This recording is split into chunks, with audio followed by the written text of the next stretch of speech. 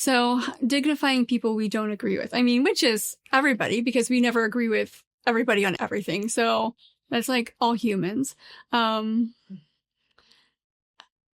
I think this is a funny time in the world, right? Maybe it's because we're exposed to so many people that it is kind of this pressure to feel like we need to interact with all the people that we're exposed to as well. And share our opinion all the time, right? So that's a huge pressure for human beings to have. Usually these disagreements are not petty things. They're stark and upsetting, and they are profound. Yeah, this is such a tough question, and such an important question, and one I've been thinking a lot about in my own personal life and relationships. But there's never been a time in history when people have interacted with people and they only agree with them. So it's a funny question, right? For human beings. I remember, but I do know that at the museum we see kids kind of not knowing how to have conflict well, or that we think conflict isn't a good thing. It is good. It helps inform us. It helps shape it. It makes us better people. One time, my friend, I was at lunch at school, and I threw a napkin in a garbage can, and then I missed. And then my friend, he pushed me. I don't know why. And then we got in trouble. So what happened? I felt frustrated, and I was annoyed and kind of backlashed at him. I pushed him back. Is it still like that, or did you guys find a way to make it? We found a way. What'd you do? Just talked and made it better and apologized. What's been on your mind lately when you think about the division, when you think about what makes a community a vibrant whole place? Like, what comes to mind, any of these sorts of things? Yeah, I guess what comes to mind for me, it's mixed emotion. I can feel like I watch day after day. Some people take a step back from collaborations because they need time in this moment, and I get that. But I feel like there's still this wholeness and collaboration amongst individuals on a local level, and that gives me hope. Although it sucks because we want it on a national level. You know, we want those who are considered leaders to operate that way as well. Another thing that goes through my mind is wondering why it doesn't feel that pressing for me. Like, I don't feel the same level of anxiety from what's happening nationally. And as I sat and thought about it, I realized it's because the Black experience, I think we're used to the chaos. We're used to the uncertainty. So there's this unintentional training that is coming in handy in this moment. But here's the hope. In all of these moments in my life where we've had to practice dealing with another moment of high chaos and pressure, another level of responsibility or a sense of greatness came right after. Y en este momento actual, ¿cómo nos dignificamos aún si cuando no estamos de acuerdo? Nos dignificamos cuando actuamos con respeto hacia las demás personas, recordando siempre que detrás de cada opinión que escuchamos hay una historia, hay alguien que tiene un corazón, un deseo de ser comprendido. Y yo creo que cuando nos damos cuenta de que eso no va a crear una división, sino que va a hacer que sea más rica la relación con los demás, de esa manera nos estamos humanizando.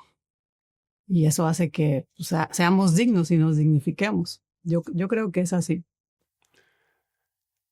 if you remember, whenever America was starting to grow, we put that call out that we want all these immigrants to come to America because we got jobs and all this, right? Yet, and so from Germany, from Spain, from Italy, from Poland, from Great Britain, they're all coming into this country. And America did something that they thought was in the best interest of this country. They said, we're going to melt you. You're going to give up your heritage and become this American that only speaks English. And that was their way of trying to build this country with everybody kind of being unified, bridged, so to speak. The only problem was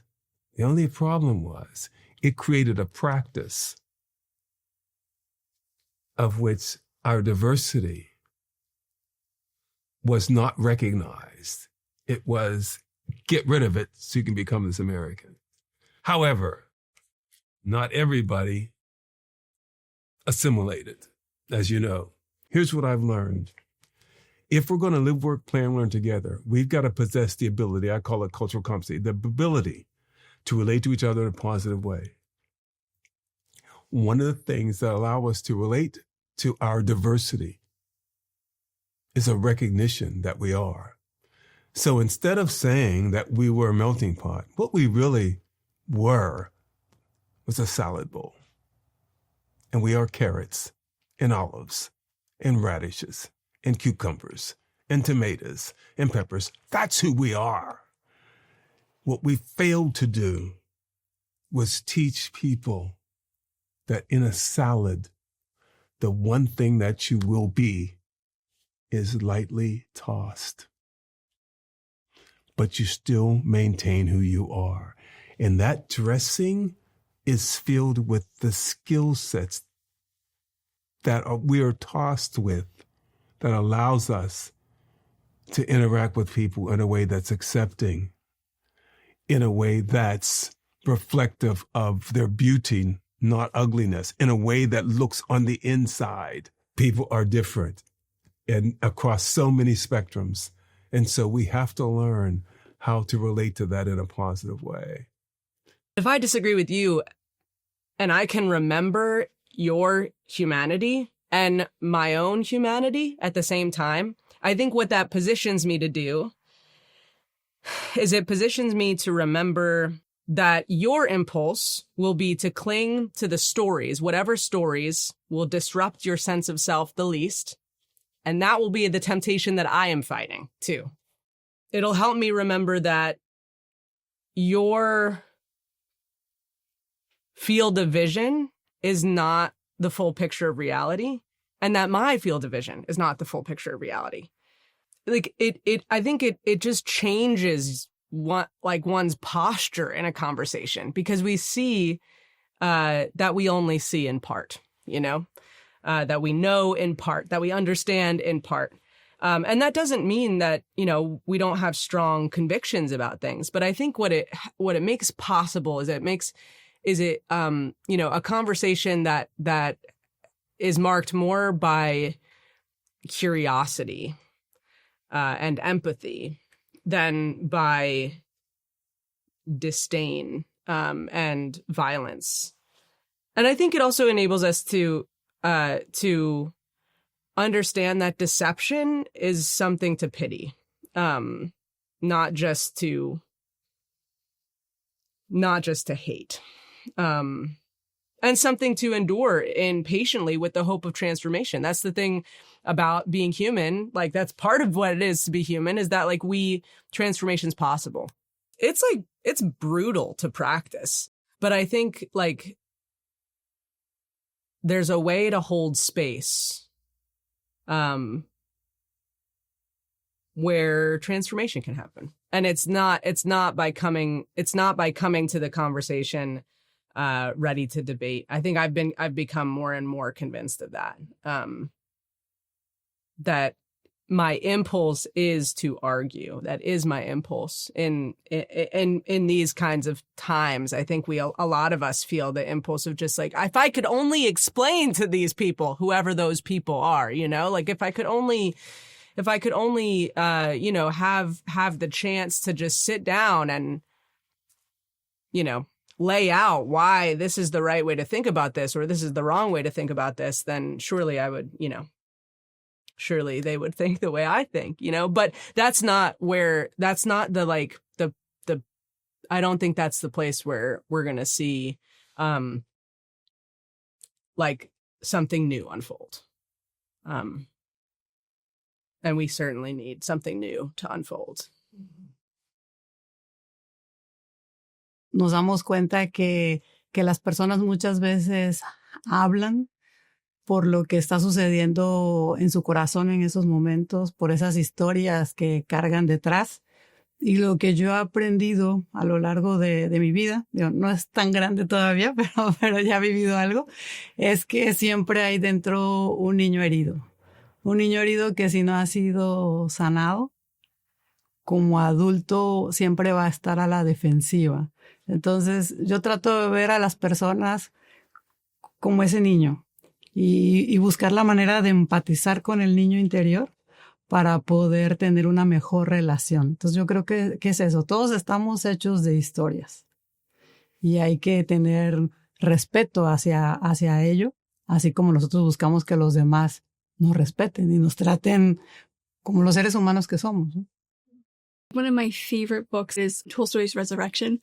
And in the beginning of it, it's published in 1899 or 1890, right, 5 years before the Russian Revolution. And I think it doesn't feel like, when I read that, it doesn't feel like that time was so very different than this time. In the prelude, he says, we should be looking around, we should be looking up at the world, the beauty of nature, all those different things, and just kind of enjoying what's around us. But instead, men and women are just kind of dead set on manipulating each other, hurting each other, just finding ways to kind of destroy one another.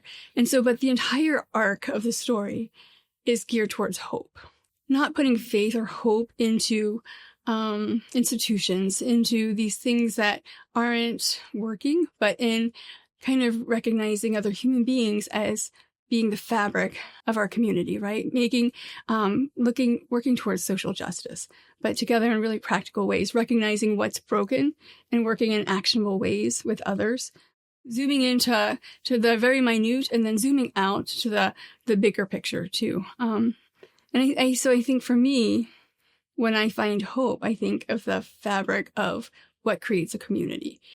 Because everyone makes disagreements. No one's perfect. But they have to learn from their mistakes and be a better person than they were before the mistake. You can